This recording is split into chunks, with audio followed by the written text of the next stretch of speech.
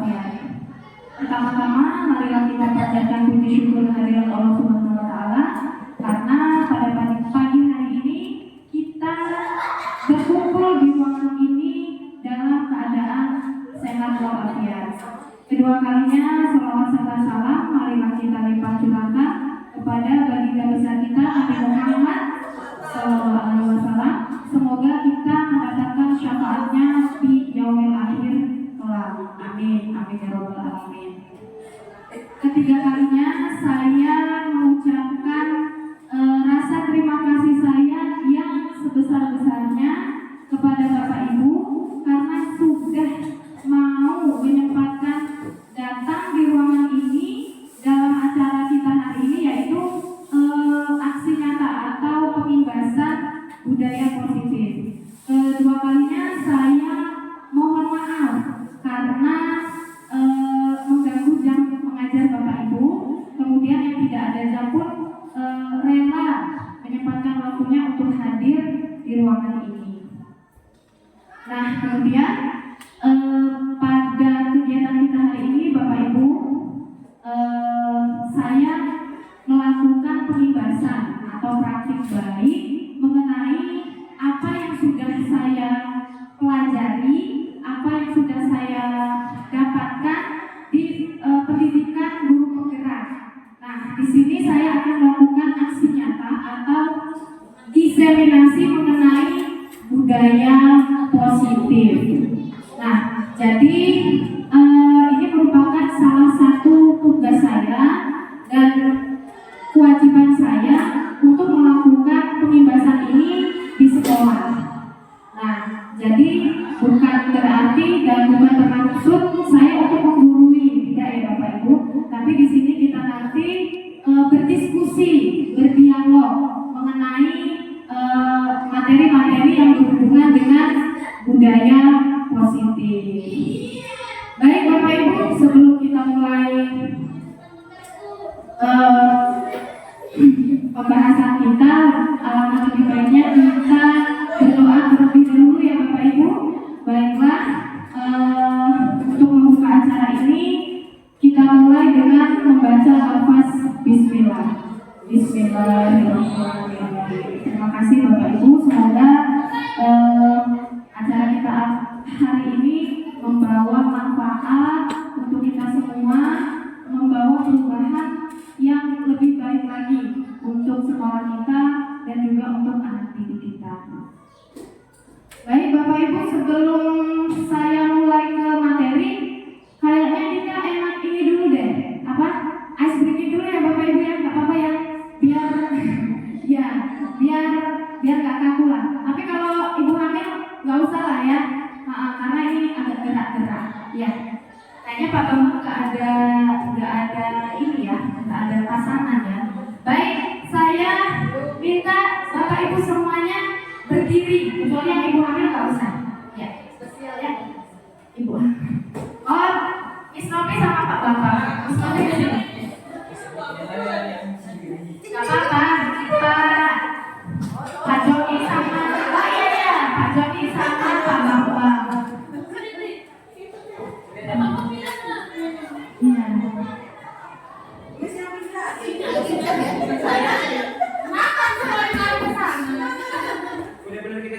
Kita jera-jerain.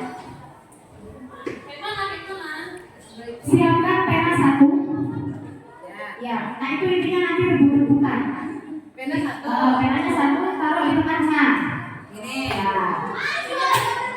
Ini ada hadiah. Bapak hadiah geser ke sini aja. Iya, jangan ambil kuenya ya Bu, ambil penanya. Nah, ini melatih konsentrasi, terus cepet-cepetan ya Bapak Ibu ya. Oke, kalau saya bilang clap berarti Bapak Ibu tepuk tangan. Kalau saya bilang book, Bapak Ibu bilang gedor meja.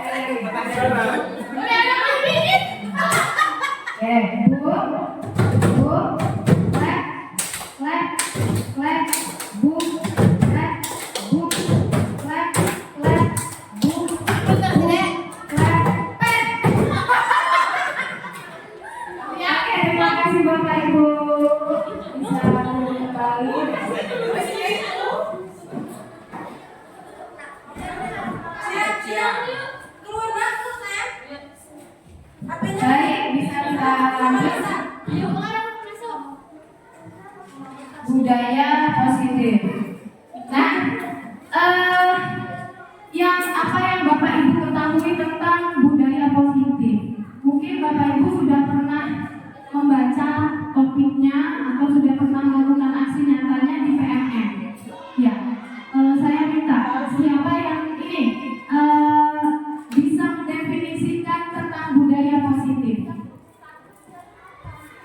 Ibu Emi, boleh? Kalau menurut saya, budaya positif adalah segala sesuatu atau baik itu kegiatan atau tingkah laku yang memberikan dampak positif baik bagi diri sendiri, kemudian dampak positif juga bagi lingkungan. Terpenting adalah dampak positif bagi instansi tempat bekerja. Contohnya untuk dampak positifnya baik untuk anak-anak, guru-guru, kemudian rekan-rekan kerja yang ada di lingkungan tempat kita mengajar.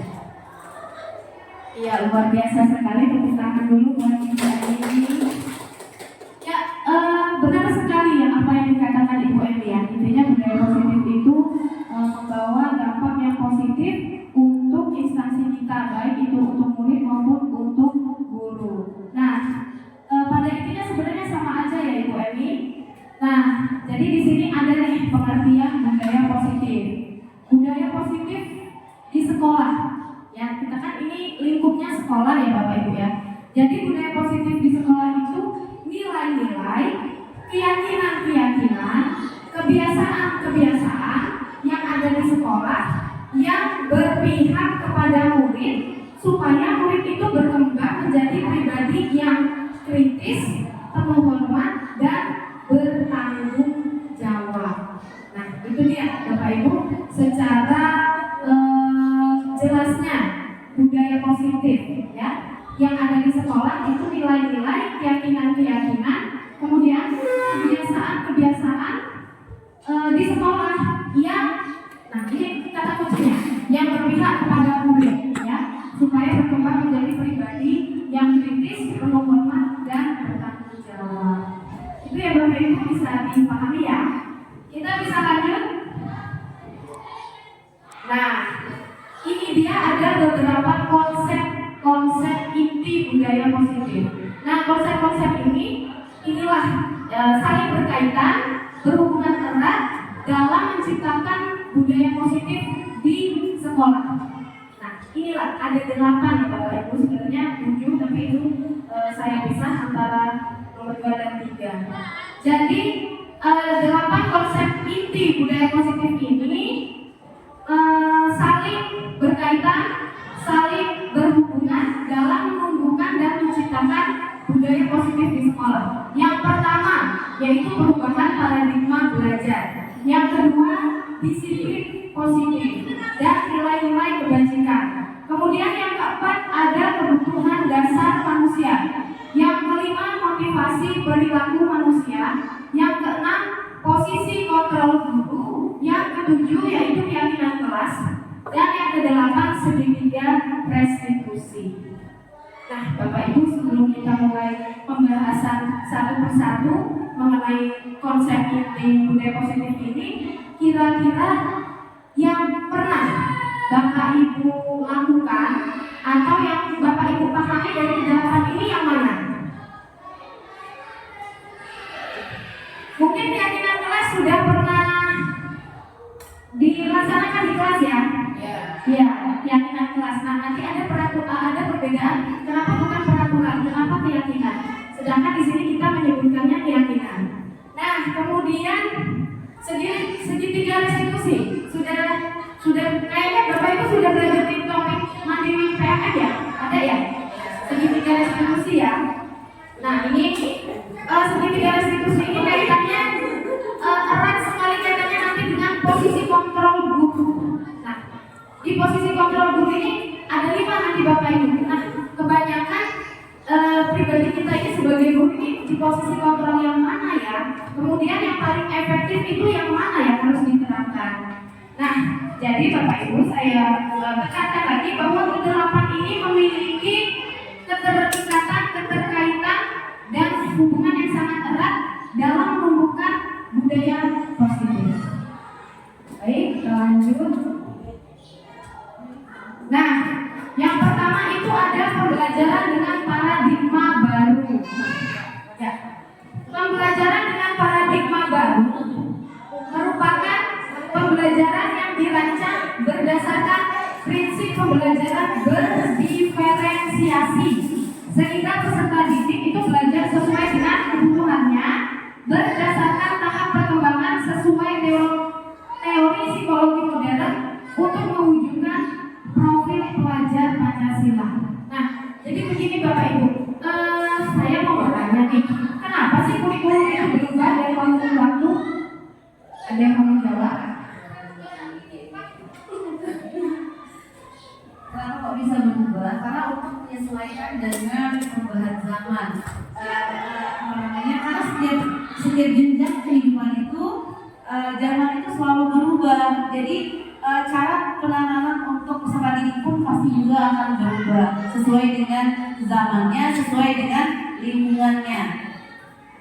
Ya, pas sekali kita kasih tepuk tangan untuk Ibu Emi. Ya, pas sekali ya yang dikatakan Ibu Emi.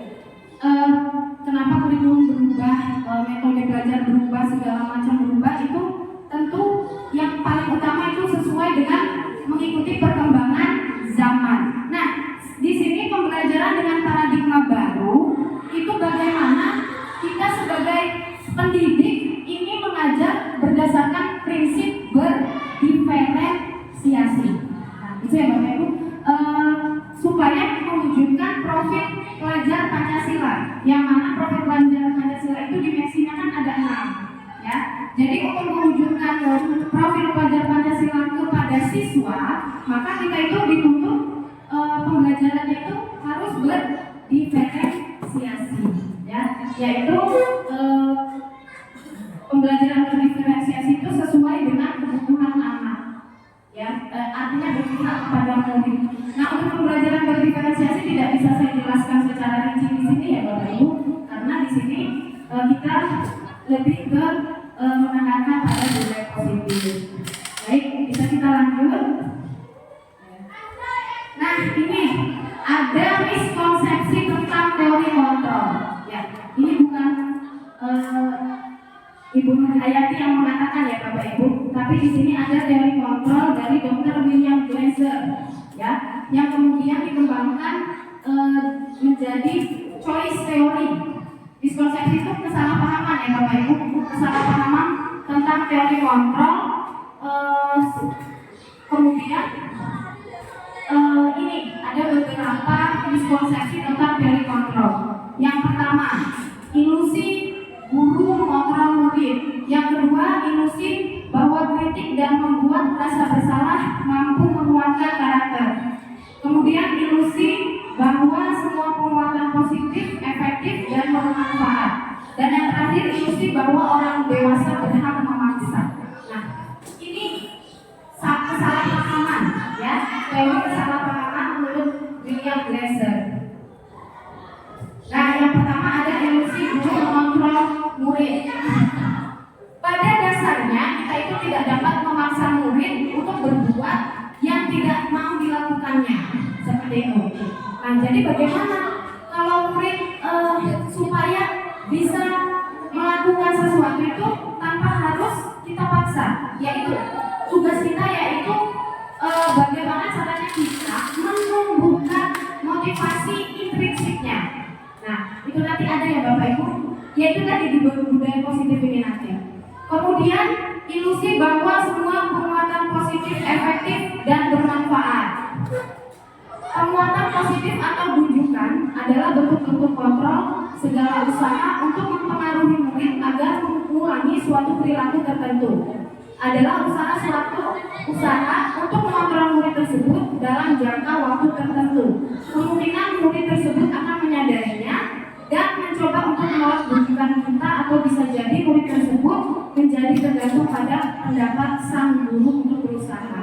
Artinya, kalau kita kasih penguatan positif dan efektif bermanfaat, mungkin suatu saat siswa itu menyadari nggak mau dibujuk lagi untuk melakukan sesuatu, atau dia mau melakukan sesuatu hanya karena diberi perintah oleh guru tertentu.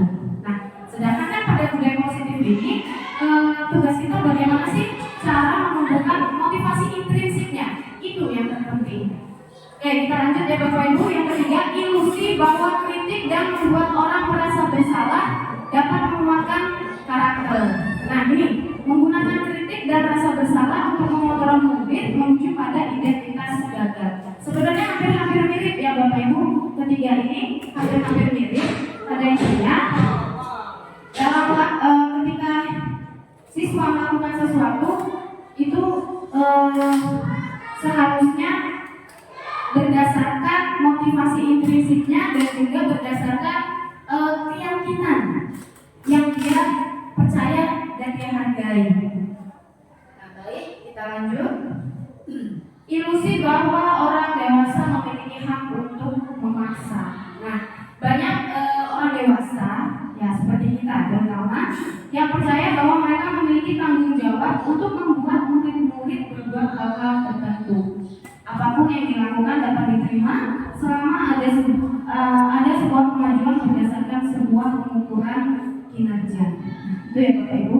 Pada intinya kita itu tidak bisa mengontrol murid, kita tidak bisa memaksa murid untuk melakukan sesuatu, tapi tugas kita bagaimana menciptakan motivasi intrinsik anak tanpa harus ada paksaan, tanpa harus ada hukuman, tanpa harus ada penghargaan. Nah, seperti itu. Baik, kita lanjut. Nah, ini mengubah paradigma stimulus respon ke pendekatan teori kontrol. Stimulus respon ini yang berhubungannya dengan ilusi tadi ya Bapak Ibu. Kemudian teori kontrol, bahwa pada stimulus respon kita memandang bahwa realitas atau kebutuhan kita sama. Sedangkan pada teori kontrol itu realitas kebutuhan kita berbeda. Nah, kemudian semua orang melihat hal yang sama. Sedangkan pada teori kontrol, setiap orang itu memiliki gambaran berbeda. Nah, kemudian itu bisa dibaca ya Bapak Ibu. Orang lain bisa mengontrol saya, sedangkan di teori kontrol hanya kita yang bisa mengontrol diri kita. Seperti itu. Kemudian pemaksaan ada pada rujukan gagal, sedangkan teori kontrol kolaborasi dan konsensus menciptakan pilihan-pilihan baru. Kemudian pada stimulus respon model berpikir menang kalah, teori kontrol model berpikir menang-menang. Nah, jadi itu ya Bapak Ibu. Intinya yaitu tadi, kita dalam menyikapi permasalahan siswa itu kalau bisa menggunakan teori kontrol ini seperti itu. Next. Nah, ini disiplin positif.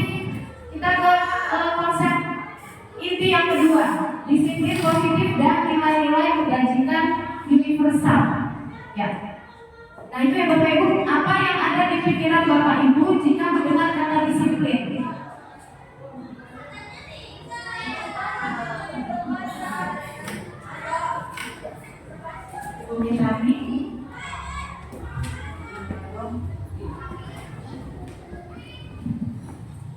Menurut saya, kalau disiplin, dengan kata disiplin ini menurut mengarah ke arah tentang waktu, misalnya disiplin dalam waktu masuk kelas, mengerjakan tugas atau mengumpulkan tugas, dan juga pulang tepat waktu. Baik, terima kasih Bu Gitami. Jawabannya sungguh luar biasa ya. Disiplin, ya. Tentang tepat waktu, mengerjakan tugas, mengerjakan PR, pulang tepat waktu, itu makna disiplin. Nah, biasanya kita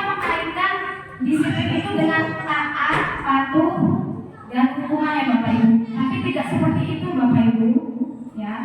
Nah, di sini disiplin berasal dari kata disiplina, artinya belajar.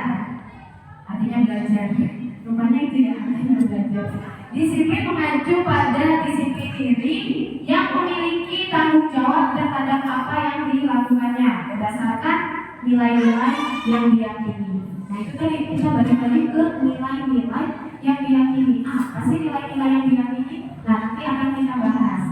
Nah disiplin positif merupakan salah satu cara penerapan disiplin yang bertujuan untuk menumbuhkan kesadaran serta memberdayakan peserta didik tanpa imbalan, penghargaan atau reward, ancaman atau hukuman. Nah, seperti yang dikatakan guru kami tadi, masuk kelas tepat waktu, pulang tepat waktu, mengerjakan PR. Nah, di sini bagaimana sih cara anak ini melakukan itu semua? Itu tanpa paksaan, tanpa ada penghargaan, tanpa ada ancaman atau hukuman. Nah itu yang dimaksud disiplin. Artinya apa Bapak Ibu? Jadi disiplin dalam diri anak ini kita tumbuhkan. Itu bagaimana caranya kita memotivasinya, memotivasi supaya kesadaran dalam diri mereka itu tumbuh untuk melakukan hal-hal itu semua. Seperti yang dikatakan bukti kami tadi. Jadi tanpa harus kita paksa, tanpa harus kita ancam, tanpa harus kita hukum.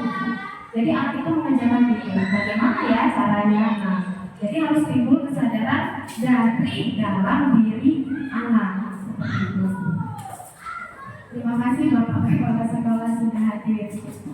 Kemudian disiplin diri adalah bagaimana cara kita mengontrol diri dan bagaimana cara menguasai diri untuk memilih tindakan yang mengacu pada nilai-nilai yang kita hargai agar tercapai tujuan mulia yang diinginkan. Nah, lagi-lagi tercapai tujuan yang mulia diinginkan. Seperti di kurikulum Merdeka ini kan kita ada profil pelajar Pancasila dengan 6 dimensi. Nah, itulah yang harus dicapai oleh peserta didik kita, umumnya peserta didik seluruh Indonesia. Nah, jadi tugas kita bagaimana caranya menumbuhkan rasa disiplin diri, kesadaran diri siswa itu supaya profil pelajar Pancasila-nya tercapai. Seperti itu. Next. Nah, ini dia. Sebagai pendidik ya kita guru, tujuan kita adalah menciptakan peserta didik yang memiliki disiplin diri sehingga mereka berperilaku mengacu kepada nilai-nilai kebajikan universal dan memiliki motivasi intrinsik. Nah, lagi-lagi itu ya Bapak Ibu, motivasi intrinsik. Jadi bagaimana sih caranya kita sebagai guru tanpa harus menghukum, memaksa, mengancam atau memberi pujian, penghargaan, tapi anak ini mau melakukan itu, melakukan tindakan-tindakan atau nilai-nilai kebajikan universal, sehingga timbul motivasi intrinsik dalam perubahan perilaku ke arah yang lebih baik. Itu ya Bapak Ibu, bisa kita lanjut ya. Next. Nah ini dia, dari tadi disuruh ngomong nilai-nilai kebajikan.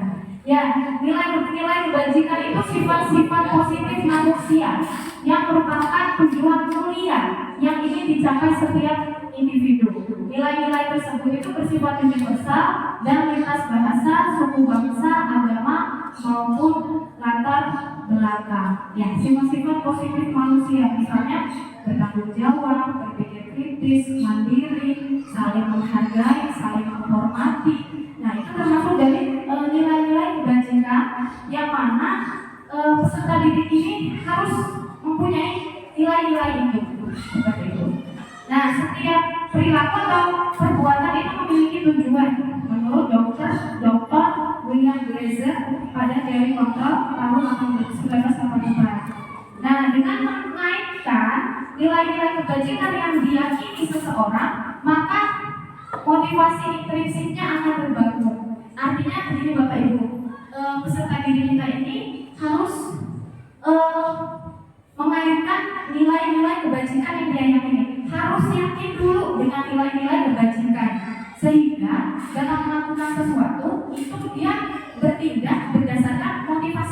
diri, bukan karena paksaan, penghargaan, atau hukuman. Jadi sifatnya ini jangkanya sangat panjang kalau peserta didik memiliki kesadaran motivasi intrinsik tadi. Nah, sehingga menggerakkan motivasi dari dalam untuk dapat mencapai tujuan kuliah yang diinginkan. Nah, nilai-nilai kebajikan inilah yang harus dicapai atau yang ingin dicapai oleh peserta didik atau setiap anak Indonesia yang kita kenal dengan profil pelajar Pancasila. Coba kita nyanyi profil pelajar Pancasila ya, ibu ya, sambil tepuk tangan ya. Ya, 1, 2, 3, mulai. Pelajar Pancasila beriman dan bertakwa pada Tuhan yang Esa dan berakhlak mulia, berkebinekaan global, gotong royong mandiri, kreatif dan bernalar kritis. Oke, terima kasih Bapak Ibu. Jadi itu ya Bapak Ibu ya. Saya hafalnya kalau dinyanyiin. Kalau nggak dinyanyiin kadang mikir apa ya dimensi profil pelajar Pancasila. Nah itu Bapak Ibu nilai-nilai kebajikan yang harus dicapai oleh peserta didik, yaitu profil pelajar Pancasila. Dan bagaimana caranya? Yaitu kita sebagai tugas guru itu menumbuhkan kesadaran motivasi intrinsik kepada siswa. Karena kalau mereka berperilaku berdasarkan kesadaran mereka sendiri itu jangkanya sangat panjang dibanding kita harus memaksa atau memberi penghargaan atau ancaman seperti itu. Nah ini ada beberapa contoh nilai kebajikan institusi organisasi, sebenarnya banyak ya Bapak Ibu. Tapi kalau untuk kita di sekolah itu ya profil pelajar Pancasila. Namun kedua contoh ini sebenarnya semuanya masuk, ada yang masuk di profil pelajar Pancasila ya. Misalnya ini adalah, maaf ini kurang jelas, Ibo Primary Years Program PYP. Itu anak-anak atau peserta didik kita itu harus mempunyai sifat berperilaku toleransi, rasa hormat, integritas, mandiri, menghargai, kemudian percaya diri, komitmen. Nah kemudian ada keterampilan hidup. Keterampilan hidup apa sih yang harus dicapai oleh peserta didik kita? Yaitu anak didik itu harus dapat dipercaya, lurus hati, mendengar yang aktif, tidak merendahkan orang lain, dan memberikan yang terbaik dari diri. Nah ini contoh-contoh nilai kebajikan. Sebenarnya nilai kebajikan yang ada di gua ini masuk di profil pelajar Pancasila ada ya Bapak Ibu ya. Next. Nah kita ke konsep inti yang keempat. Konsep inti budaya positif yang keempat yaitu kebutuhan dasar manusia. Artinya apa Bapak Ibu? Setiap kita, nah kita fokusnya ke murid ya. Setiap murid berperilaku tertentu itu pasti ada kebutuhan dasar yang ingin dipenuhinya. Nah, misalnya contoh nyoret-nyoret apa? Misalnya pada pelajaran bahasa Inggris, terus dia nyoret-nyoret apa pelajaran apa namanya SBK misalnya. Nah itu ada kebutuhan dasar yang belum terpenuhi sama dia. Misalnya kebosanan. Saya bosan sama pelajaran bahasa Inggris ini dulu, makanya saya gambar. Nah itu kebutuhan dasar yang dia penuhi yaitu kebebasan. Dia pengen bebas seperti itu. Nah jadi kebutuhan dasar manusia adalah segala sesuatu yang kita lakukan untuk mendapatkan apa yang mereka inginkan, dan seluruh tindakan yang kita lakukan itu memiliki tujuan tertentu. Nah, contoh tadi nyoret-nyoret apa tadi? Pelajaran A, tapi kok nyoret-nyoret seni budaya hasilnya pelajaran B ya, nyoret-nyoret itu. Kenapa dia berbeda seperti itu? Karena ada kebutuhan dasar yang belum terpenuhi, yaitu kebebasan. Nah ini dia 5 kebutuhan dasar manusia itu ada bertahan hidup, ini sifatnya biologis. Tentu ya Bapak Ibu sebagai manusia kita ada kebutuhan dasar yang namanya bertahan hidup seperti makanan, pakaian, tempat tinggal, dipedulikan, berbagi, kerjasama, menjadi bagian dalam kelompok. Kemudian penguasaan, ada kebutuhan dasar manusia namanya penguasaan, yaitu harga diri, diakui, dan didengar. Kemudian yang keempat, kebebasan. Mandiri, memiliki pilihan mencoba hal yang baru, mampu mengendalikan arah dirinya. Dan yang terakhir yaitu kesenangan. Kalau senang ini kan hubungannya dengan main-main, bermain, humor, antusiasme, dan tertawa. Misalnya si Tito di kelas lari-lari, ayo misalnya, ayo mas kejar saya. Nah, seperti itu. Berarti ada kebutuhan dasar yang ingin dia penuhi, yaitu kesenangan atau lempar-lempar kertas. Nah, seperti itu kan kita banyak sekali menemui perilaku peserta didik yang beraneka ragam ya Bapak Ibu. Nah, sebenarnya itu mereka melakukan itu tuh pasti punya tujuan tertentu. Ya, salah satunya mereka memenuhi kebutuhan dasar ini. Apa kebutuhan dasar yang ingin dia penuhi? Kenapa kok dia bisa melakukan hal tersebut? Nah, itu. Kita skip aja videonya.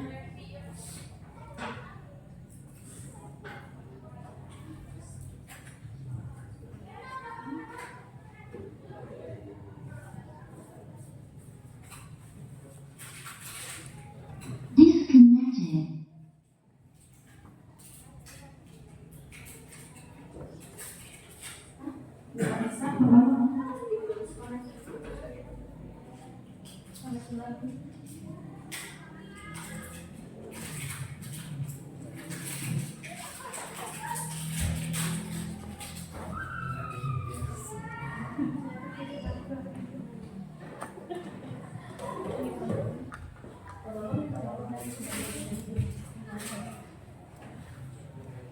Kita langsung saja nggak ke video tadi. Terus ke sini ya?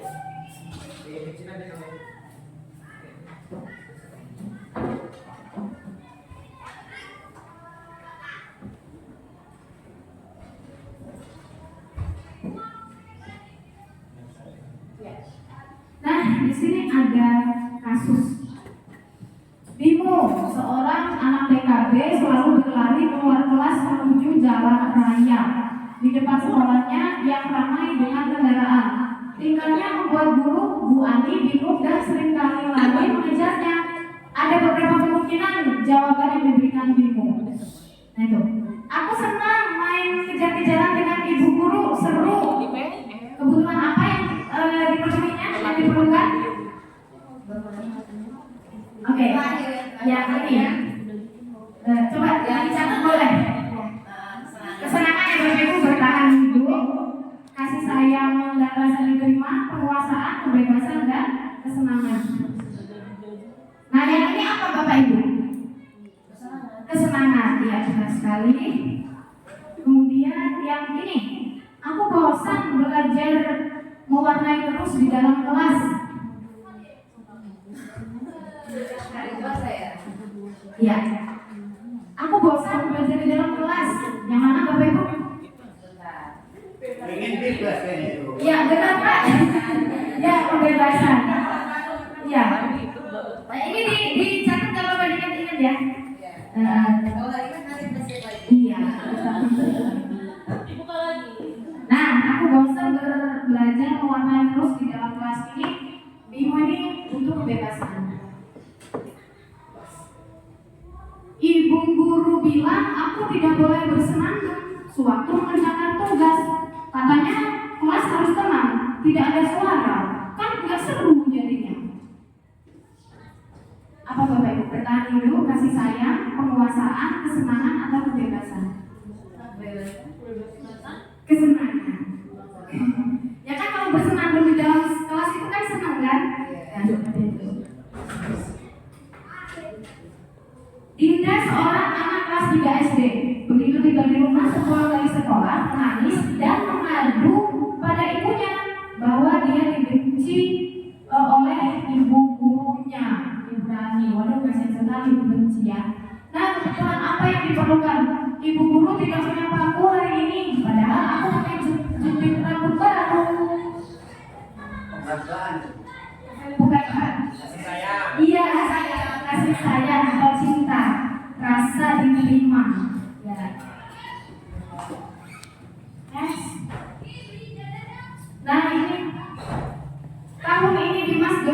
berusia 17 tahun.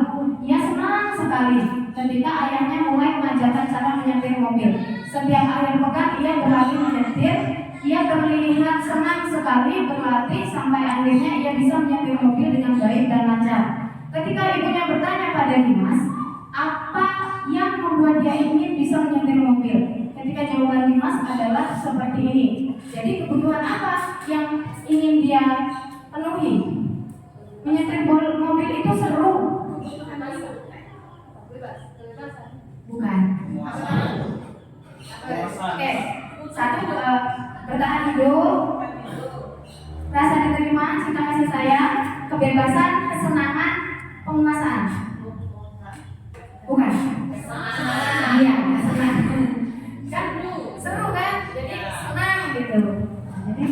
Jadi bagaimana Bapak Ibu 5 kebutuhan dasar manusia tadi apa saja? Yuk kita ulangi.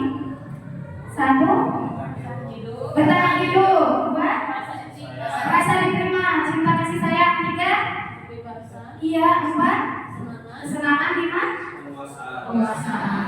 Nah, jadi itu Bapak Ibu, kalau kita lihat pada perilaku anak, kadang kan banyak melakukan perilaku yang bermasalah seperti itu. Sebenarnya itu ada kebutuhan dasar yang belum dipenuhi sama dia. Misalnya, yaitu tadi coret-coret, kemudian sering bolos atau apa. Itu kita jangan langsung menghakimi, tetapi harus kita gali. Kenapa sih anak itu berperilaku seperti itu? Maka nanti ada tindak lanjutnya seperti itu. Next. Nah, ini dia motivasi perilaku manusia. Ya, ada hubungannya dengan kebutuhan 5 kebutuhan dasar manusia tadi ya Bapak Ibu. Ini lagi-lagi bukan menurut Miss Nur Hayati ya, tapi ini menurut Dian Gozen dalam bukunya Restructuring School Discipline menyatakan ada 3 motivasi perilaku manusia. Nah, yang pertama, manusia melakukan hal tersebut itu ada 3. Yang pertama, untuk menghindari ketidaknyamanan atau hukuman. Kemudian yang kedua, untuk mendapatkan imbalan atau penghargaan dari orang lain. Yang ketiga, untuk menjadi orang yang mereka inginkan dan menghargai diri sendiri dengan nilai-nilai yang mereka percaya. Nah, menurut Bapak Ibu, dari ketiga motivasi perilaku manusia ini, yang paling baik lah ya dari ketiga ini, kira-kira yang mana Bapak Ibu? Imbalan atau penghargaan dari orang lain. Itu ya Pak ya? Ada yang lain? Yang terakhir. Nah, baik, kita bahas ya Bapak Ibu. Jadi manusia itu kan melakukan sesuatu ada motivasinya. 3 ini motivasinya. Jadi kira-kira kalau yang paling tepat itu yang mana sih yang seharusnya seperti itu? Nah, yang pertama, motivasi kita lebih ke murid ya Bapak Ibu. Murid itu melakukan sesuatu karena untuk menghindari ketidaknyamanan atau hukuman. Nah, ini adalah tingkat terendah dari motivasi perilaku manusia. Ini menurut buku Dian Gozen ya, bukan menurut saya. Nah, jadi siswa melakukan tindakan, saya mau bikin takut dihukum nanti seperti itu. Nanti suruh lari lapangan lagi, nah seperti itu, menghindari hukuman. Itu motivasi yang pertama ini. Kemudian motivasinya bersifat eksternal, bukan dalam diri, gitu. Sedangkan di awal pembahasan tadi, ini kan bagaimana kita sebagai guru itu menciptakan motivasi intrinsik siswa dalam melakukan sesuatu, dalam bertindak, dalam berperilaku. Nah, sedangkan ini kan motivasinya bersifat eksternal dari luar. Saya takut dihukum, makanya saya harus nyapu nih, nah seperti itu. Kemudian biasanya orang yang motivasi perilakunya untuk menghindari hukuman atau ketidaknyamanan. Daripada saya dihukum, terus saya merasa nggak nyaman, udah saya nyapu aja. Nah itu kan motivasinya eksternal. Nah, makanya bisa dikatakan motivasi tingkat rendah dari motivasi perilaku manusia. Nah yang kedua, untuk mendapatkan imbalan atau penghargaan dari orang lain. Saya mau tiket kantor pagi-pagi lah biar dipuji sama guru. Nah, itu motivasi yang kedua, biar mendapat imbalan atau pujian, atau biar dikasih permen sama Pak Bapak kalau saya nyapu pagi-pagi. Nah, itu motivasi perilaku yang sifatnya masih eksternal Bapak Ibu, bukan dari diri sendiri. Nah, tapi satu tingkat di atasnya motivasi yang pertama. Orang berperilaku untuk mendapatkan imbalan atau penghargaan dari orang lain. Makanya motivasi perilaku ini sifatnya masih ekstrinsik atau eksternal. Nah, kita yang ketiga nih Bapak Ibu. Nah, inilah loh yang harus kita ciptakan kepada siswa kita, yaitu motivasi siswa melakukan sesuatu itu untuk menjadi orang yang mereka inginkan dan menghargai diri sendiri dengan nilai-nilai yang mereka percaya. Nah, motivasi ini sifatnya tentu intrinsik dalam diri. Saya melakukan sesuatu ini karena memang tanggung jawab saya. Saya berangkat pagi, piket pagi-pagi, ini jadwal saya karena memang ini tugas saya sebagai seorang siswa, harus taat peraturan. Nah, seperti itu. Nah, jadi ini untuk menjadi orang yang mereka inginkan dan menghargai nilai-nilai yang mereka percaya. Orang dengan motivasi ini akan bertanya, akan menjadi orang yang seperti apa bila saya melakukannya. Saya harus belajar nih supaya saya punya cita-cita, saya harus belajar supaya tercapai cita-cita saya. Artinya itu motivasi intrinsik dia. Kalau motivasi intrinsik ini jangkanya sangat panjang Bapak Ibu, jadi bukan karena imbalan, penghargaan atau ancaman. Nah, mereka melakukan sesuatu karena nilai-nilai yang mereka yakini dan hargai. Dan mereka melakukannya karena mereka ingin menjadi orang yang melakukan nilai-nilai yang mereka yakini. Nah, itu nilai-nilai yang mereka yakini. Seperti tadi, tanggung jawabnya saya berangkat pagi-pagi supaya piket kalau sudah bersih kan enak kelasnya.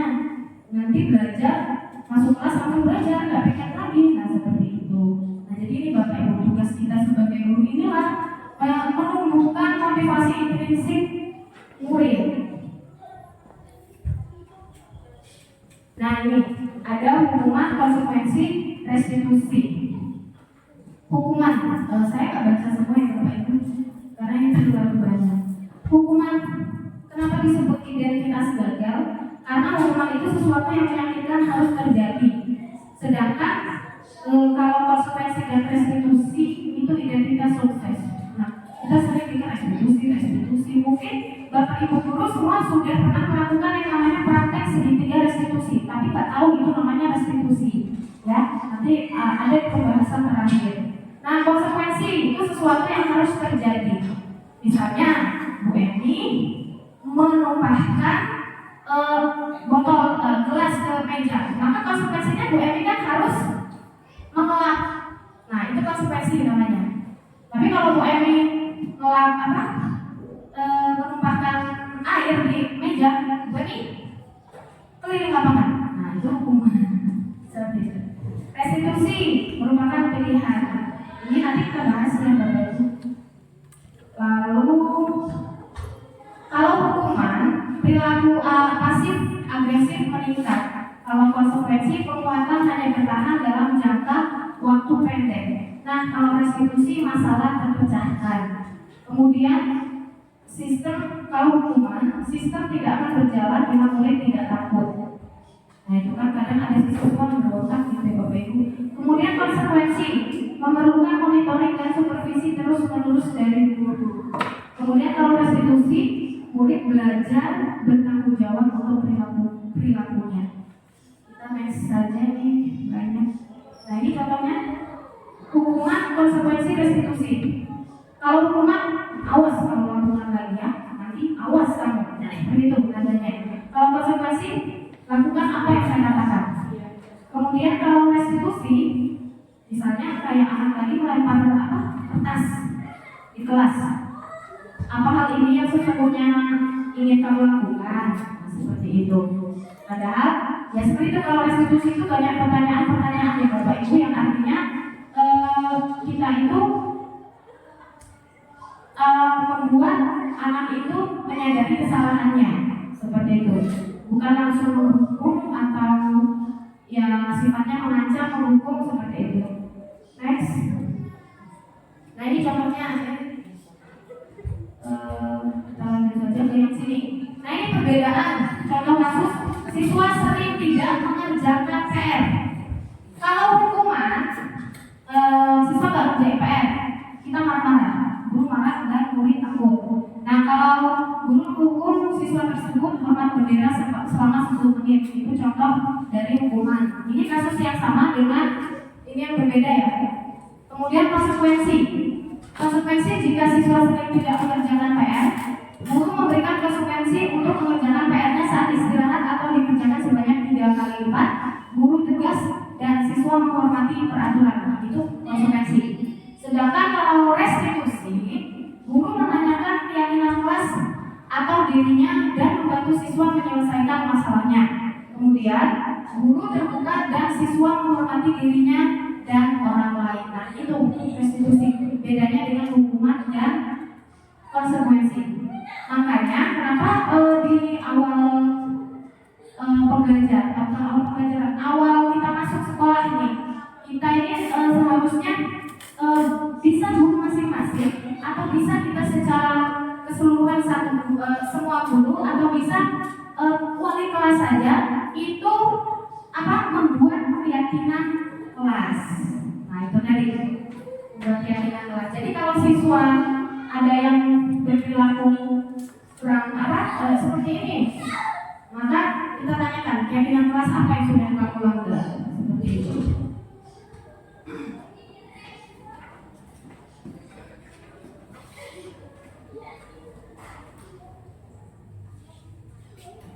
Lanjut ya Bapak Ibu. Nah ini dia yang kita tunggu-tunggu. 5 posisi kontrol guru. Ada penghukum, ada pembuat merasa bersalah, ada teman, ada pemantau, ada manajer. Nah, kira-kira kebanyakan dari kita itu berada di posisi kontrol guru yang mana Bapak Ibu? Sebelum kita ke penjelasan ya, yang mana ya Bapak Ibu ya? Manajer? Wah, hebat sekali ya, sudah bertahan buat Miss Novi. Manajer, ya. Jadi dari mana? Lebih sering kan? Teman dan ini ya, membuat salah. Ya, merasa bersalah gitu, mengulangi kesalahan lagi. Nah, sedangkan dari kelima posisi kontrol guru ini kan ada yang paling tepat, ada yang paling efektif yang harus kita lakukan. Kemudian satu ya, berarti 4-nya itu masih ada kelemahan seperti itu. Tapi dari kelima posisi kontrol guru ini ada satu yang menurut teorinya itu yang paling tepat. Yang mana ya Bapak Ibu? Iya, benar sekali, manajer.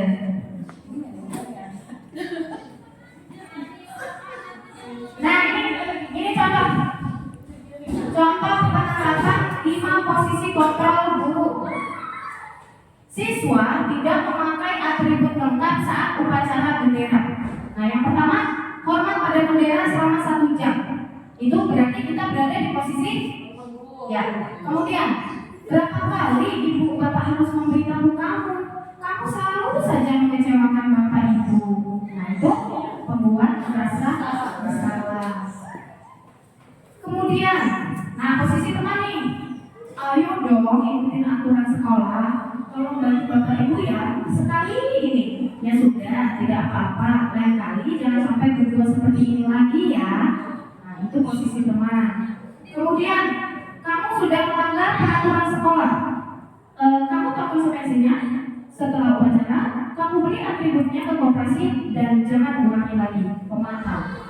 Pemantau ini agak levelnya lebih di bawahnya manajer, gitu.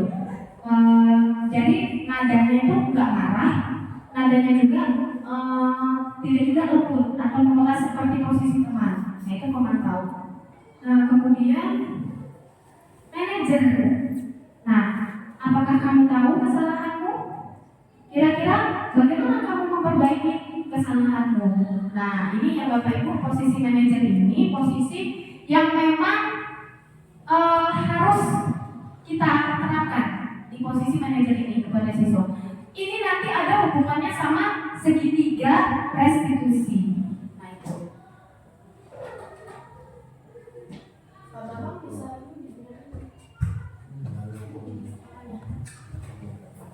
Kita lihat video ya Bapak Ibu.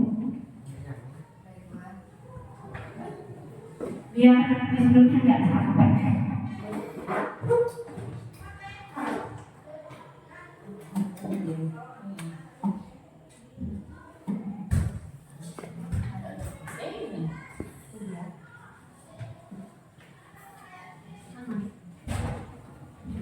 Itu videonya agak di pause jangan dimatiin, di pause dulu. Nah ini Bapak Ibu. Proses kontrol dan restitusi adalah proses perjalanan seorang pendidik agar dapat mengenali dirinya. Pada video kali ini, kita akan membahas tentang 5 posisi kontrol yang dikembangkan oleh Diane Gosling dan contoh penerapannya.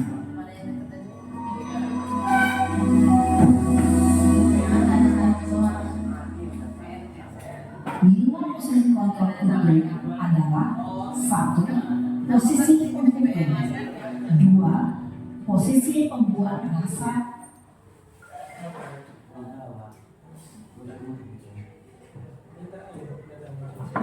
Rasa bersalah. 3. Posisi teman. 4. Posisi pemantau atau monitor. Dan 5. Posisi manajer.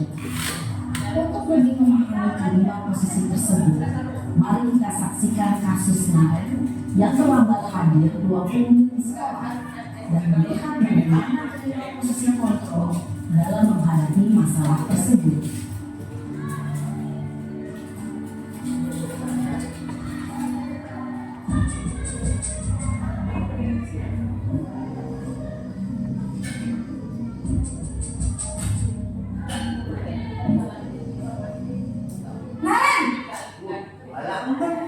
Sini kamu. Jangan disuruh galak. Terlambat. Kamu deh, pasti terlambat. Maaf Bu, saya Apa? Apa coba? Alasan kamu apa lagi? Kapan sih kamu tidak terlambat? Disuruh Bu, kaki. Malas sekali ya kamu jadi anak. saya Dasar malas. Gak kapok-kapok sih kamu. Sudah berapa kali terlambat? Sana, kamu keliling lapangan basket 2 kali. kenapa saya harus ke lapangan basket Bu? Kenapa? Kamu melawan ibu. Berani-beraninya jawab. Sudah terlambat, masih berani jawab pula. Sekarang, keliling lapangan basket 5 kali sekalian. Biar kapok. Cepat. Pergi sana ke lapangan basket. Posisi penghukum biasanya berbicara dengan nada tinggi, menghardik, menunjuk-nunjuk, menyakiti, dan menyindir. Hukuman bisa berupa fisik maupun psikis. Ibu dan bapak guru hebat. Dampak yang terjadi pada murid ketika guru berada pada posisi penghukum adalah murid cenderung akan memberontak, bahkan menerima dendam.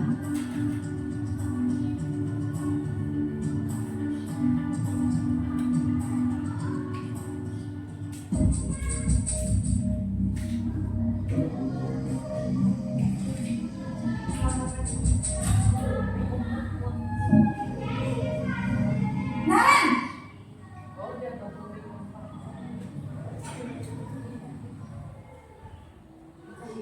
Selamat pagi Bu. Naren. Kamu kenapa terlambat lagi, nak? Ya Tuhan, Naren. Kamu senang ya bikin ibu susah ya?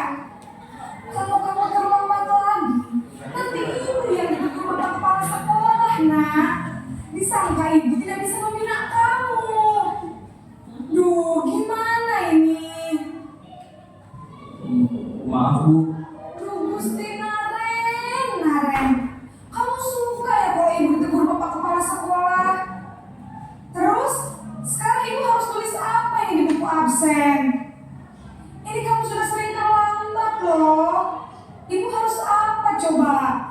Maaf Bu, maaf sekali. Ya sudah, lain kali jangan bikin ibu susah lagi ya nak ya. Ibu tidak akan kuat lagi kalau kamu gini terus. Bisa jantungan kalau ini ditegur sama kepala sekolah. Sana cepat ke kelas. Maaf ya Bu, maaf sekali. Posisi pembuat merasa bersalah. Posisi pembuat rasa bersalah berbicara dengan nada tenang, cenderung lembut. Namun kata-kata yang diutarakan membuat murid merasa menjadi orang yang gagal, memandang buruk dirinya sendiri, merasa tidak berharga, dan tidak sanggup membahagiakan orang lain. Ketika guru mengambil posisi pembuat rasa bersalah, murid akan menganggap dirinya yang bersalah dan ia akan menyimpan emosi negatif tersebut dalam dirinya.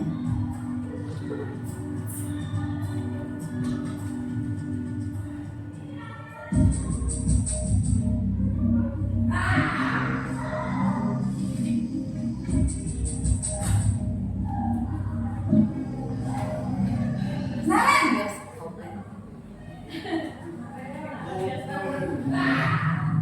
Maafkan Bu. wah sudah jam berapa ini nak? Terlambat lagi ya sayang. Iya Bu, habis Bu saya lupa bangunkan saya Bu. Kamu malah menyalahkan ibu kamu. Kamu bukannya anak-anaknya paling kencang. Kok terlambat sih? Iya Bu, saya memang terlambat bangun tadi. Jadi biarpun saya lari kencang, tetap gak kekejar Bu. Ya sudah sana. Nanti lain kali larinya lebih kencang lagi ya. Biar gak terlambat lagi. Bikin senang ibu demi ibu. Bisa kan?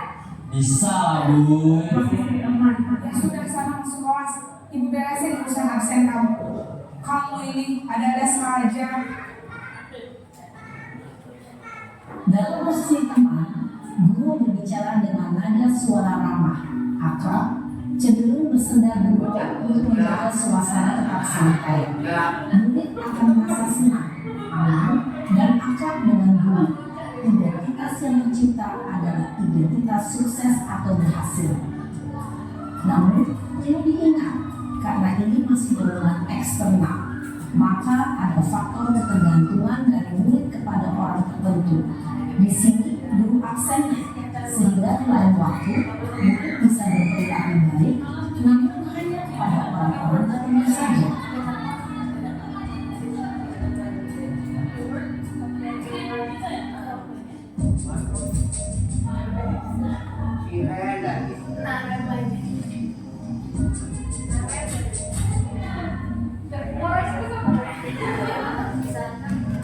Naren,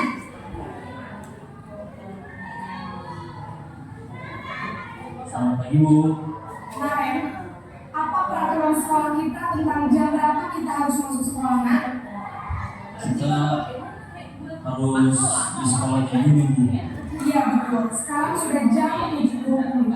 Naren sudah tahu konsekuensinya jika terlambat hadir. Paham Bu. Saya harus tinggal kelas pas jam istirahat selama 20 menit. Iya benar, konsekuensinya demikian. Jadi nanti jam 9.30 pas istirahat, kamu harus tinggal di kelas, kerjakan tugas tambahan untuk ketinggalan kamu, ya. Berapa dia?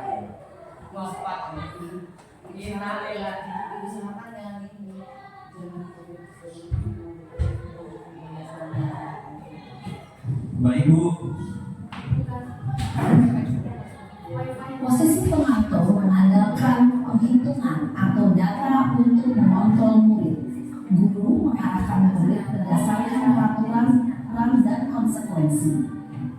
Seorang pemantau menunjukkan bahasa tubuh dan ekspresi wajah yang datar dan cenderung formal.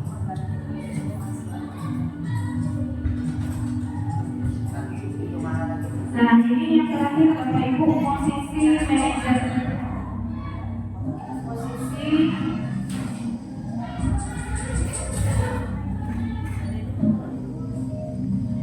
Naren,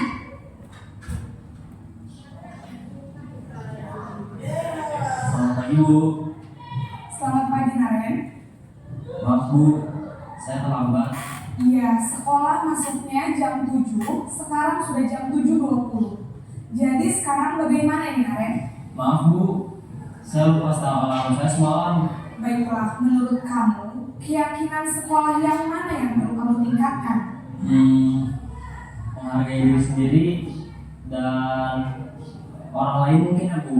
Setuju. Jadi, apakah Naren meyakini prinsip saling menghormati tersebut? Iya Bu, saya meyakininya.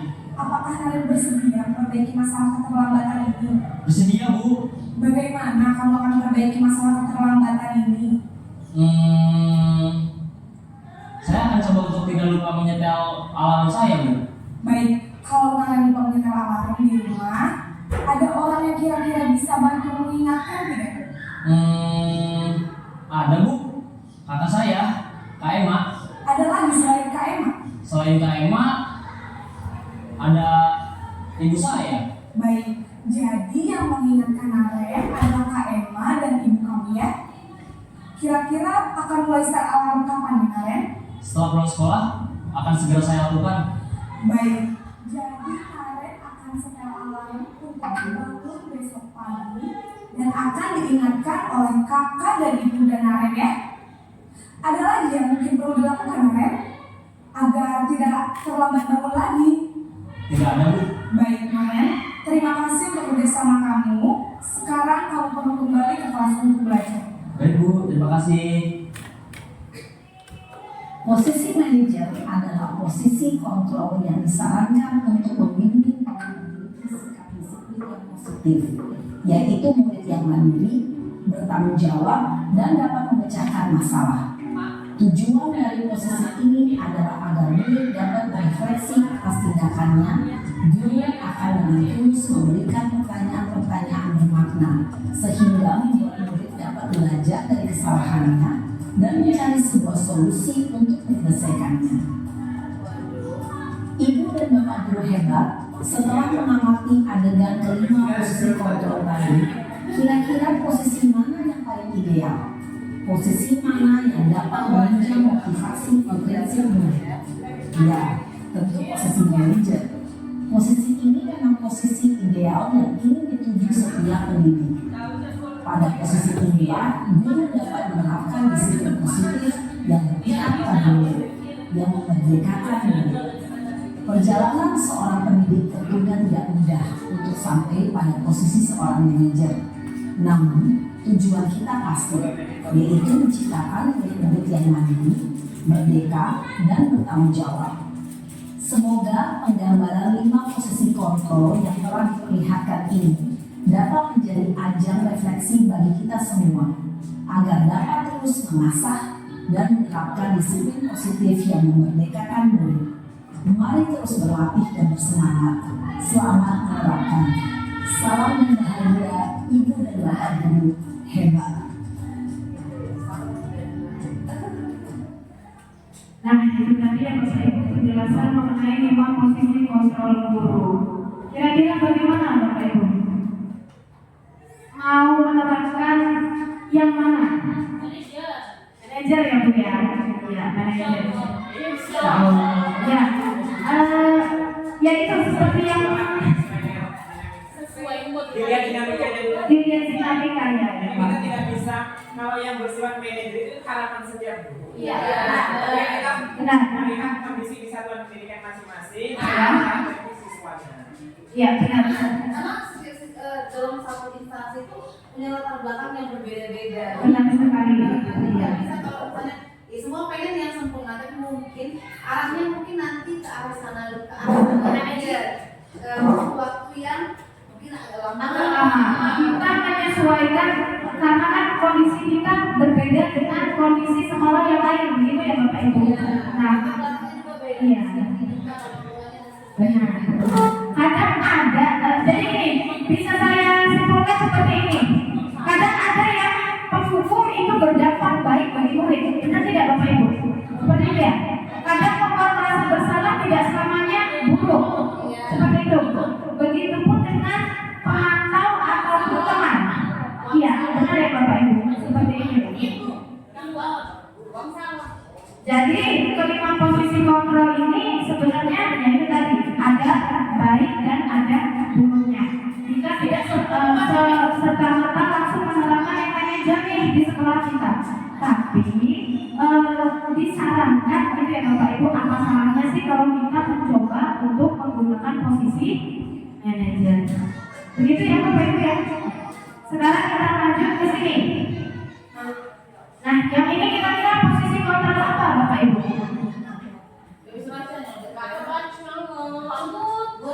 Maaf, saya bisa itunya.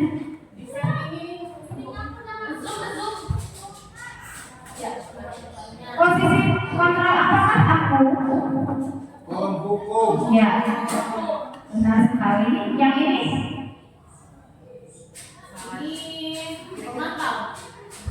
Manajernya. Ya. Kalau memperbaiki kesalahan ini, Ya, apa poinnya? manajer, Mantap. Dari pertama penghukum, kemudian pembuat merasa bersalah, kemudian teman, pemantau, manajer. Semua dasar. Ya, manajer.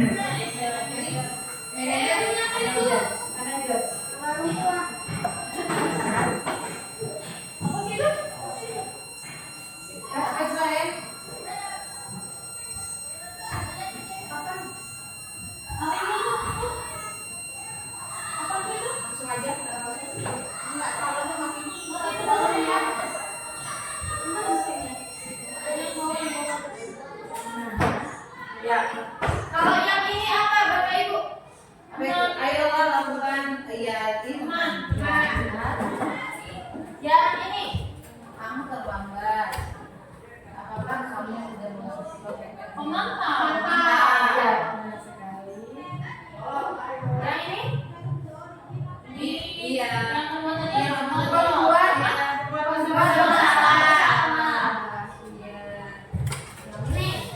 terakhir ini.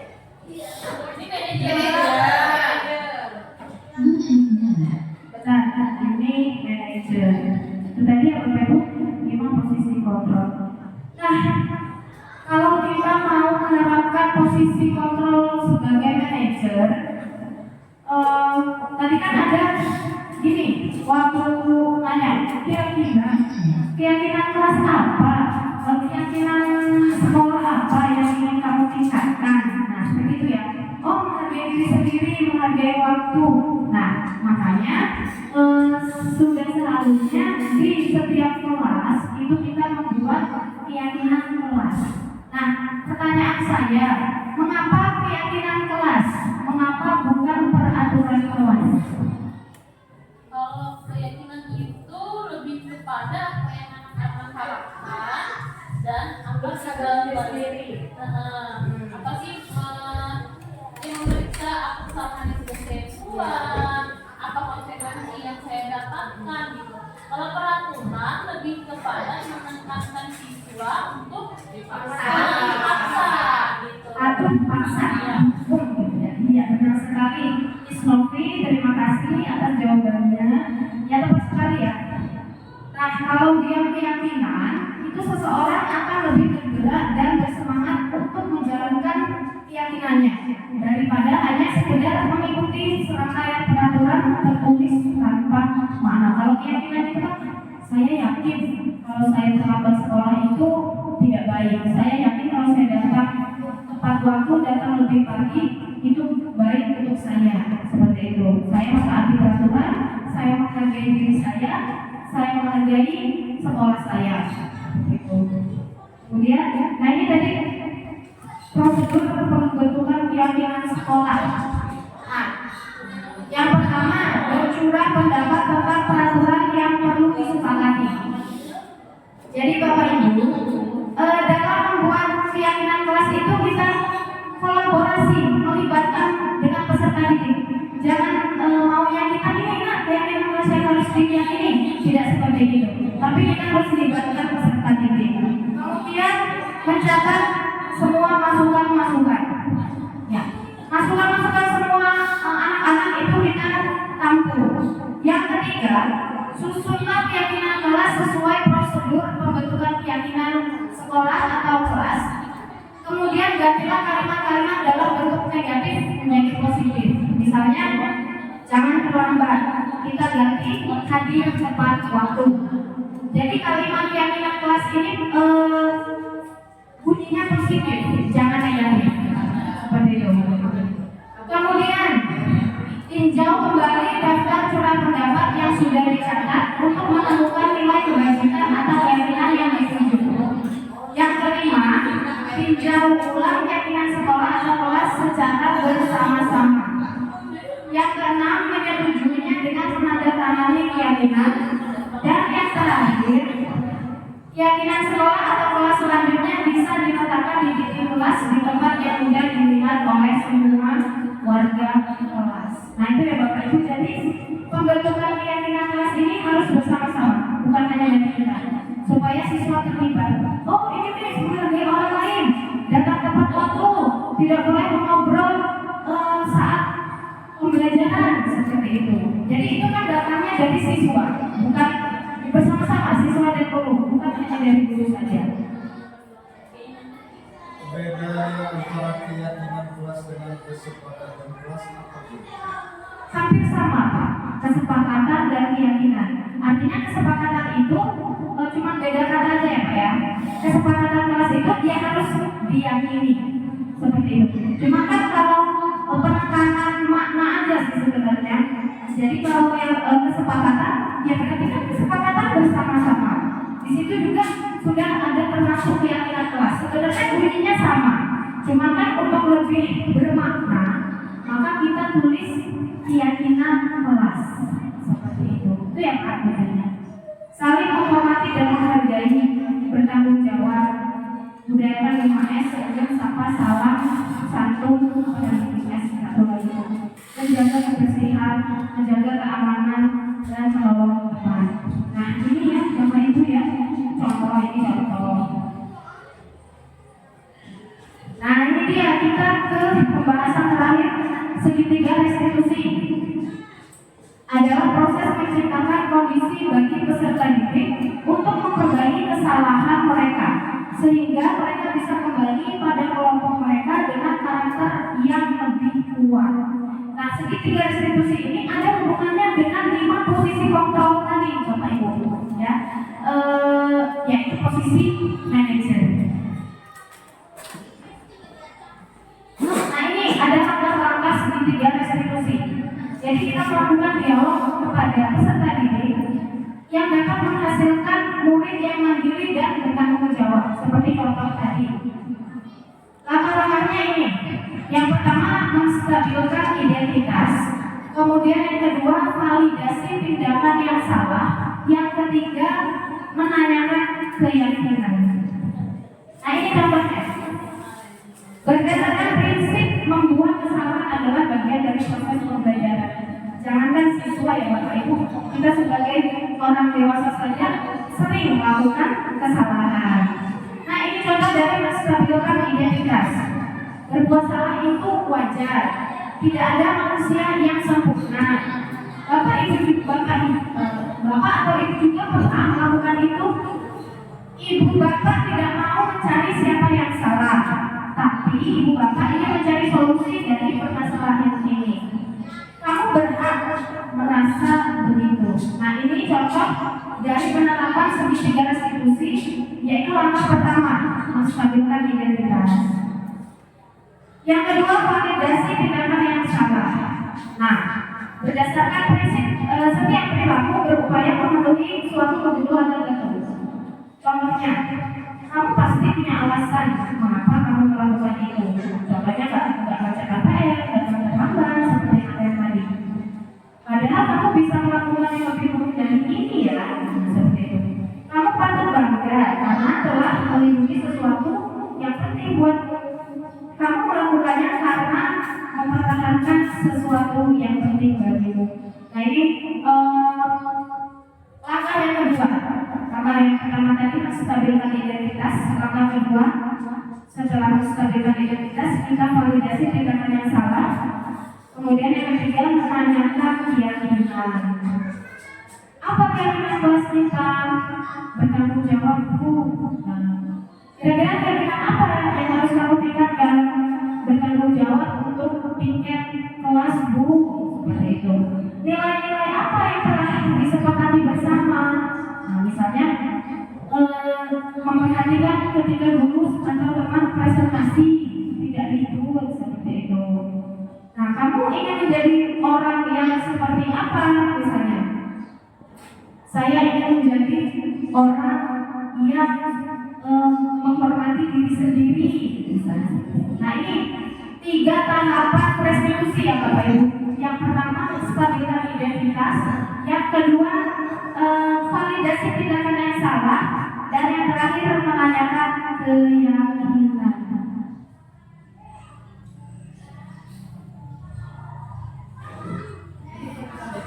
Satu lagi ya Bapak Ibu videonya.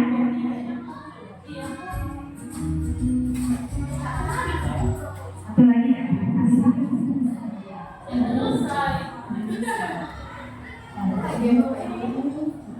Saya ke aksi nyatanya.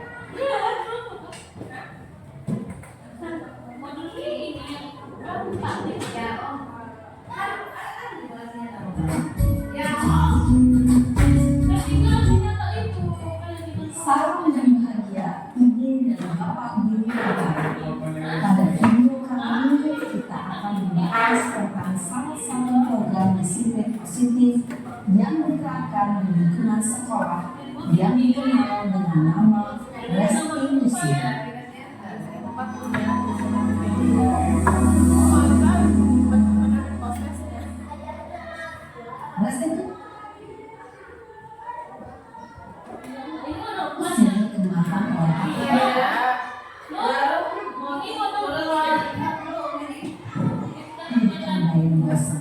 Berlandaskan pada teori Ya, Bapak Ibu, ini materi kita yang terakhir ya. Segitiga restitusi. segitiga restitusi adalah sebuah proses dialog yang dijalankan oleh guru atau orang tua agar dapat menghasilkan murid yang mandiri dan bertanggung jawab. Pada saat guru di posisi manajer, aspek yang dikembangkan adalah adanya fasilitasi, sehingga penerapan nilai-nilai kebajikan dapat tumbuh dan berkembang menjadi suatu kebiasaan positif yang akhirnya membentuk karakter. Proses dialog ini terdiri dari 3 langkah yang digambarkan pada ketiga sisi pada segitiga restitusi. Sisi pertama adalah menstabilkan identitas. Ya, Bapak Ibu. Validasi tindakan yang salah. Nah, yang besar ya sebentar lagi. Keyakinan. Ibu dan Bapak Guru, berikut ini akan menunjukkan bagaimana seorang Ini apa dong?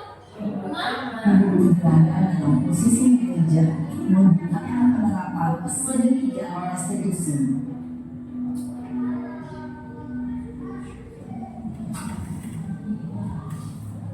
Pemberian hadiah dalam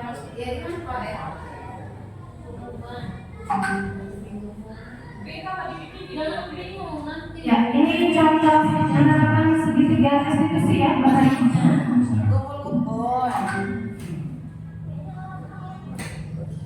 Kesel Pak, kesel banget. Masa tuh?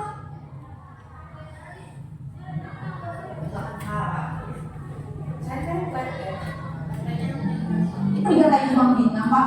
Ya aku marah Pak. Aku balik ngatain Eka di depan kelas. Kesel banget. Ya pasti kamu marah dan kesal. Bapak juga akan marah apabila ada yang menuduh Bapak seperti itu. Kemudian pada saat itu kamu melakukan apa?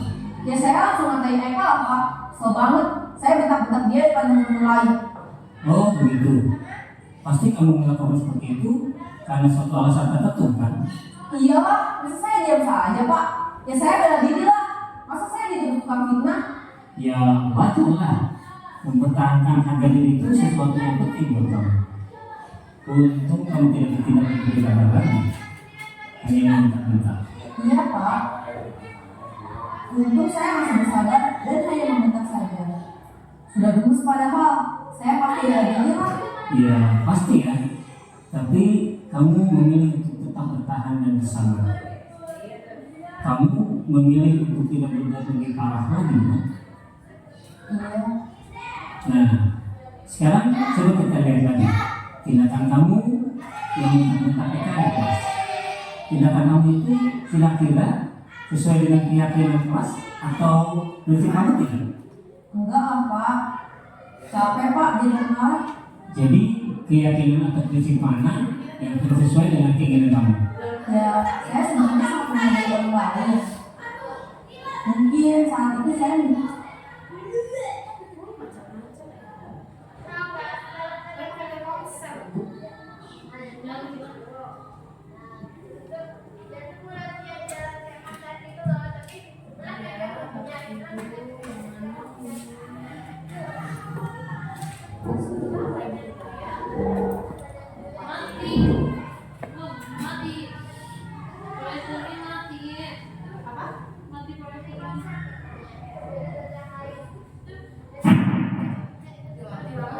kan emosi, jadi tidak menggunakan saat itu. Kamu meyakini tidak? Menghargai orang itu penting buat kamu. Yakin lah Pak. Iya, setuju. Kita harus saling menghargai. Namun ada juga keyakinan yang kita sepakati yang perlu kita jalankan. Apabila kita sedang marah, kan? Ya, saya tuh selalu berarti mulai dengan saya bisa jadi lebih sabar, dengan saya kebenaran berpikir saya akan Kira-kira kamu bersedia untuk memperbaiki masalah ini tidak? bersedia Pak. Kalau kamu memperbaiki masalah ini, kamu akan menjadi seperti apa? Saya akan menjadi orang yang bertanggung jawab dan senantiasa proaktif. Iya. Menurut kamu, bagaimana rasanya menjadi orang seperti itu? Ya nyaman lah, bangga bisa bersabar dan menghadapi. Baiklah kalau begitu. Yuk kita pikirkan bagaimana memperbaiki masalah ini.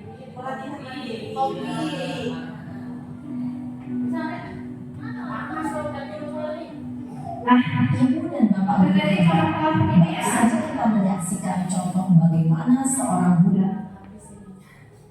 Ya, segitiga restitusi. Yang pertama yaitu menstabilkan identitas, yang kedua tadi apa itu? Validasi tindakan yang salah, dan yang ketiga menanyakan keyakinan. Nah, jadi pada intinya, ya memang kita nggak bisa semua ada di posisi manajer. Seperti yang dikatakan tadi, tergantung pada belakang sekolah kita seperti apa, murid-muridnya, kemudian latar belakang keluarganya, seperti itu ya Bapak Ibu. Tapi diharapkan kita sebagai guru itu dapat menerapkan segitiga restitusi dalam menyelesaikan masalah siswa. Nah, kemudian yang posisi kontrol tadi, sebisa mungkin kita bisa menjadi posisi kontrol manajer. Nah, baik Bapak Ibu, itu tadi beberapa konsep inti untuk menumbuhkan budaya positif di sekolah. Sekarang kita berefleksi. Jika ada yang mau ditanyakan Bapak Ibu, sudah cukup jelas? Jelas. Kalau sudah cukup jelas, kita refleksi. Kira-kira materi apa saja sih yang sudah kita dapatkan hari ini?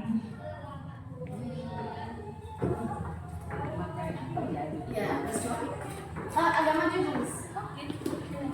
Ya, berefleksi, kemudian materi apa yang sudah kita dapatkan, kemudian kira-kira apa yang perlu kita tingkatkan, seperti itu. Sedikit tadi ya, yang saya ingat,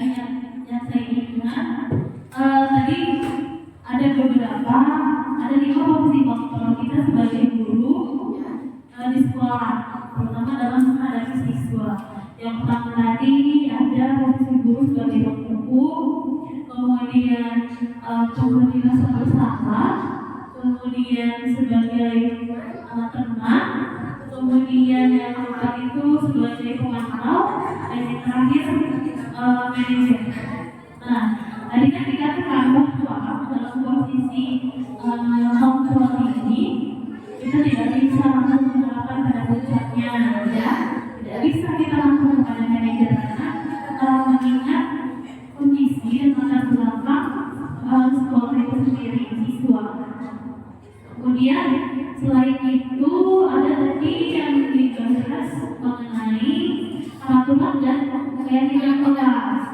Tadi Pak Dedi sedikit menyampaikan apa perbedaan keyakinan kelas dengan kesepakatan kelas. Sebetulnya kalau menurut saya keyakinan dan kesepakatan kelas itu hampir sama karena di situ sama-sama membangun rasa rasa tanggung jawab dari siswa itu sendiri. Bagaimana supaya dia mempertanggungjawabkan tindakan yang dilakukan di kelas. Beda antara kesepakatan atau keyakinan dengan peraturan kelas tadi. Kalau peraturan itu lebih berkaitan siswa. Itu saja mungkin yang lain mau menambahkan boleh. Bapak Ibu yang mau menambahkan? Oke, Bu Emi. Dari apa yang saya pelajari di sini, menambahkan dari apa yang dijabarkan oleh Ibu Novi, sebenarnya memang benar kita puncaknya untuk menerapkan budaya positif itu ada hubungannya dengan segitiga restitusi dan yang apa yang kita bahas tadi. Itu memang titik puncaknya kita memang mau menuju ke arah yang manajerial gitu ya. Jadi tapi untuk ke fase itu mungkin butuh kerjasama ya dari sekolah, guru-guru, kemudian peserta didik juga. Nah selain itu, selain kerjasama itu mungkin kita sebagai guru ya, orang tua di sekolah ada baiknya untuk mendalami siswa, baik itu dari latar belakangnya, karakternya. Karena kalau misalkan kita tidak bisa memukul rata karakter anak, kemampuan anak nggak bisa. Jadi untuk setiap orang itu ya punya ciri khas masing-masing, kebutuhan masing-masing, kepentingan masing-masing. Jadi misalnya kita menerapkan pendekatan misalnya dengan seseorang dalam satu murid dengan cara pertemanan, tapi belum tentu juga kepada murid yang lain itu berlaku ya bisa. Jadi menurut saya ya butuh kerjasama lah. Jadi ibaratnya dalam satu sekolah itu jadi sebuah tim yang kompak, yang yang bisa membuat gebrakan bagaimana caranya agar apa yang menjadi tujuan itu tercapai. Hingga ke puncaknya nanti dia penerapan manajerial itu bisa berlaku di sekolah. Itu saja. Terima kasih luar biasa Miss Novi dan Ibu Eni yang atas refleksi hari ini. Memang benar kita tidak bisa langsung ke posisi manajer karena kita bisa tiap siswa itu memiliki latar belakang yang berbeda. Kita tidak langsung ke manajer seperti itu ya Bu Eni ya. Jadi bisa kita lihat siswanya yang seperti apa dulu. Lebih tepatnya mau pakai yang hukuman, teman, rasa bersalah, pemantau atau manajer. Karena kadang ada yang berhasil meskipun kita menggunakan posisi menghukum seperti itu ya. Iya. Tapi tetap aja kita apa salahnya jika kita mencoba ke semua siswa itu dengan menggunakan posisi manajer. Kan tidak ada salahnya juga ya Bu. Baik, terima kasih Bapak Ibu atas waktunya, atas kehadirannya meskipun sangat panjang perjalanan kita hari ini di ruangan ini. Kita cukupkan sekian ya Bapak Ibu. Saya mengucapkan beribu-ribu terima kasih atas partisipasinya.